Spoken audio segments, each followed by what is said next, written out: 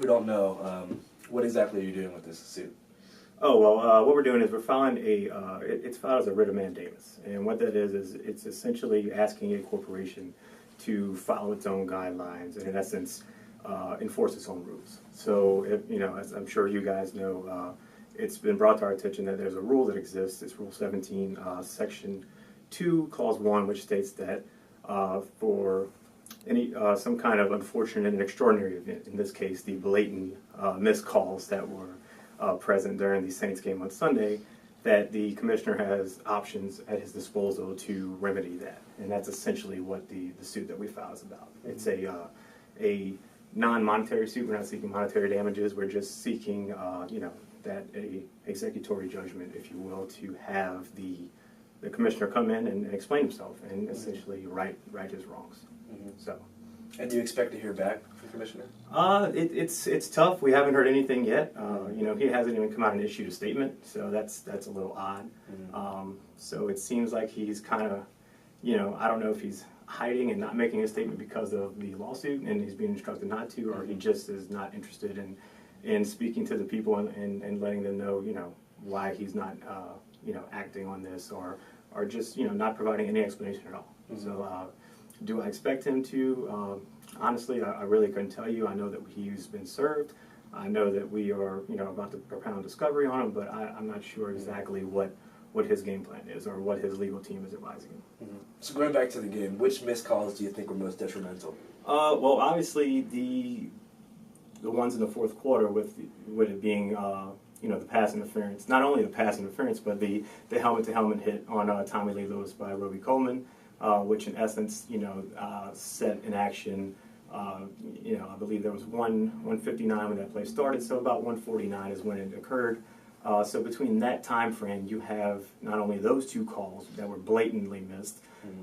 There's been some words from Rams fans that there was a missed call against Saints player on Jared Goff on the preceding possession, and then ultimately the overtime interception Drew Brees throws. If you go back and review that footage, you've got not only a missed roughing the passer on Dante Fowler to Drew Brees, but also a blatant pass interference on James Johnson on Michael Thomas on the play where he intercepts it on his back. So you've got from that initial blatant call, which is the crux of our position, you've got about 5 missed calls there that not a single one was called, addressed, reviewed, nothing like that. So that's kind of where our suit, that's where the cause of action lies. So at what point, how long after the game until you realize, okay, we need to do something about this? Well, after the game, being as any fan was, I was upset and just, pretty much distraught.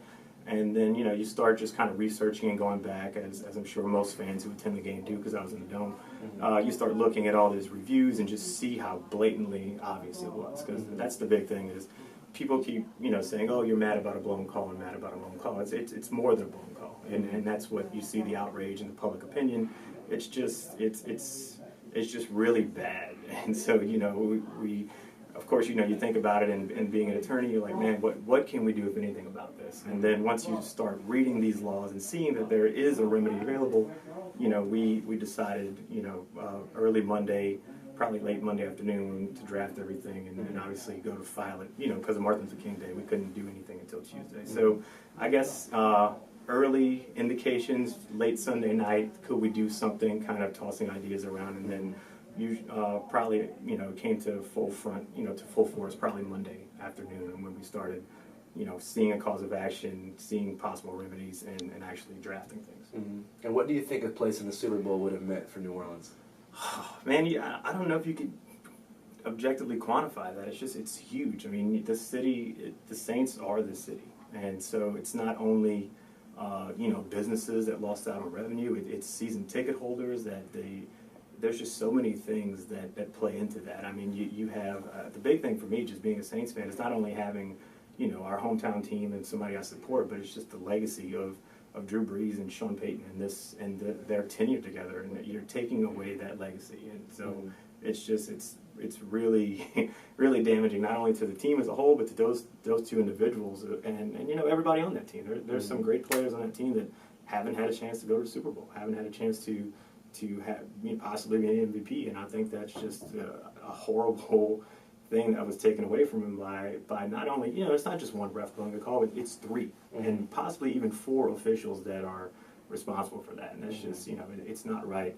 And the whole, and that's the whole suit. The whole issue is about accountability and holding the league, accountable for its actions, and it's upholding the integrity. Because right now you have a lot of people who are rightfully upset, but they have a reason to be upset. It's not just sour grapes as people are pulling in, or Saints fans just being bad fans and being spoiled and crybabies. We think of the NFL as a competition and a fair contest league, and we don't like to think of it as entertainment like world, WWE or things like that, which I'm a huge fan of those things too, but those are predicated. It's known what's going to happen. You think when you buy a ticket and you're watching what is the, I would argue the second most important game of the season, and you have refs who are just failing that terribly, it's not something that should go on, and that's the basis of the suit. And do you think that the refs making those blown calls is more of a result of personal bias, or do you think it's just human error and bad judgment? I guess it's a combination of everything. I mean, I think the bias issue has to be explored because you have some bias that could be tied in with some of those refs actually being from Los Angeles. Now, whether that played a part in it, I have no idea. I mean, there's all these kinds of theories going around.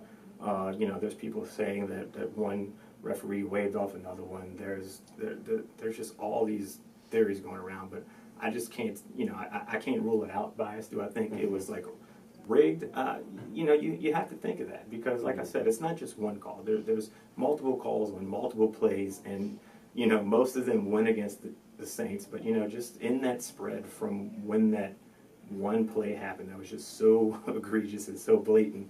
After that fact, you've got 5 fouls, which none are called, and it just it gets you to it gets you to start thinking, and then in reviewing them, and there's so many different angles. We've been sent, I don't even want to know how many clips of not only just the referee of that one play. We've got so many different angles of that. I don't see how they could justify that not one of these officials saw it, had the the wherewithal to challenge it, to bring it up, to discuss it, and that's just I think that's just outrageous. Right, and assuming that Commissioner Goodell doesn't hear this, what good do you think could come out of this suit, assuming that it's turned down? I think it just raises awareness, and with everything, obviously I've been getting a lot of hate mail and stuff like that from other teams and fans, and saying, oh, you're just being ridiculous, you're being a crybaby, you're being, you have sour grapes about a blown call. But other teams from other fans, other fans of other teams, have actually been like, look, I think there's some good could come out of this, because this isn't the first controversy the NFL's seen. It's all started with Spygate and Deflategate and all that good stuff. We've actually had, a lot of people from Minnesota are still mad at us about Bountygate and all that, all that investigation. So, even if this is turned unsuccessful, if it gets the league to change its policies and enact some better provisions and just some more safety precautions, or I guess a watchdog approach, if you will, to not let something like this happen again, I think that's a success, because as sports fans, that's what we want. We want a fair contest. We want to believe that when we go to these events and we're season ticket holders, that our team has a fair chance to win, and it's not going to be put, so to speak, in the referee's hands. And a referee, or in this case, referees are not going to be responsible for our team not going to the Super Bowl. And I think in a game of this magnitude, of this nature, you have to have accountability and people in their spots to do their jobs, the correct way, and not what we saw on the field Sunday. Well, I appreciate your time. Do you have any additional comments you'd like to make? No, I sure don't. All right, thanks. I appreciate it. Not a problem. Definitely.